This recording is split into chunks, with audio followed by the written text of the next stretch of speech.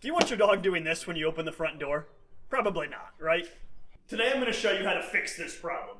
There's a lot of ways to solve front door issues. You can use obedience, but you can also use dog behavior and claiming space.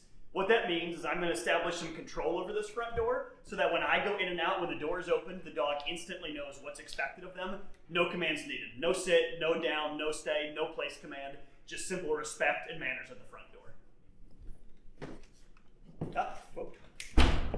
So when I do this, I don't need her to sit, I don't need her to lay down, stay. She can do anything she wants besides run through this door. I don't care if she walks off and does something else. I just want her not sprinting through this door. And notice I'm using body language to achieve this. So as I go to open the door, and if she were to walk right there, I cut in front, and I kind of back her up a little bit. And once again, we're looking for calm, assertive body language here. So I don't want to be frantic. I don't want to chase her away from the door. I'm going to go ahead and do that one more time. Up. So now that we've made some progress, we're by no means done, but she's starting to understand the process. So this time I'm not going to hold the leash. I'm going to open the door and let's see what she does. So notice I'm not saying a word to her. I'm keeping an eye on her. Up. When she goes to walk through, I'm just going to back her up, and let's do this again. So you can see she looks at me. She's trying to figure out what the new rules are. This is all new for her. This is okay. What a good girl. Once we get to this point and they're doing well, we're going to bring in some distractions to test it and really proof this situation and make sure she can do it no matter what's happening. So what I'm going to do is I'm going to try to make it easy on myself the first time. I'm going to toss it through, and then now she sees it, she wants to go out. When I go to open the door, I'll cut in front and back her up. And now we're going to leave this door open and see how she handles it. So there she did well, which means we can make it a little bit more challenging. This time, I'm going to throw the toy out. What I'd like to do is get to the point where I no longer need that verbal reminder. It's all part of the process, of course. Mistakes are normal along the way. So I'm going to open the door, see how she does. I'm going to kind of nudge her back a little bit.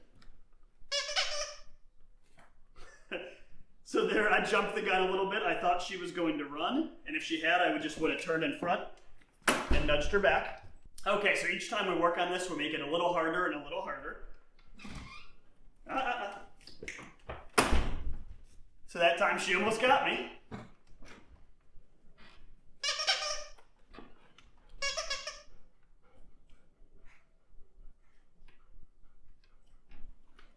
That one was great. That's exactly what I'm looking for. I was able to open the door, throw the toy through without making a word, without having to cut in front of her, and she waited there. So that's awesome. Now we're going to make it even a little bit more challenging.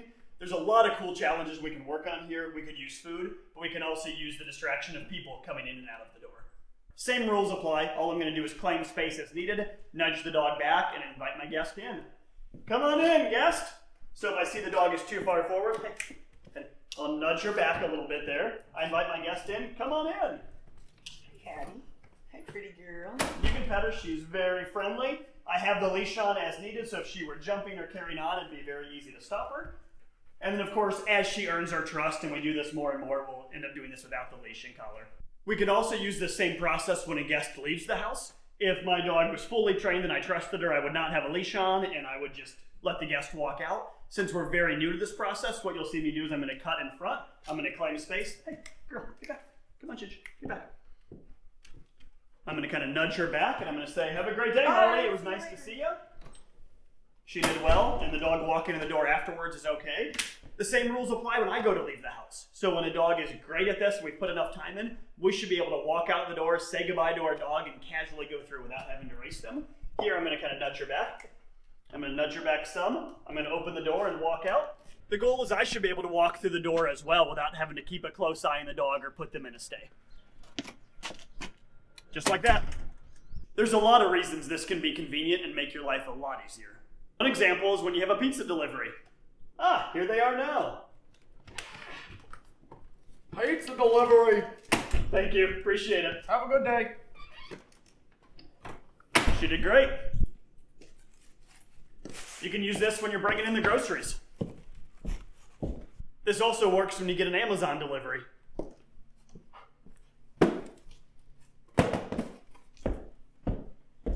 This is is a lot of fun to work on with your dog, but keep in mind this is not obedience training. I didn't use sit, I didn't use down, I didn't use stay. Those things are okay, but that's obedience. This is behavioral work. The idea here is the dog will do this when a command is not issued. So your kid's coming in and out of the house, a guest comes in and out of the house, and the dog still is able to listen. This doesn't just work on the front door. You can also do this around food. Check out our other video showing how to claim food from a dog. Same process, works really well in the kitchen, makes life a lot more fun. I hope this video was helpful to you. Definitely check out our other videos. If you enjoyed it, please hit the like button. That helps get our video in front of more people so we can help them with their dogs.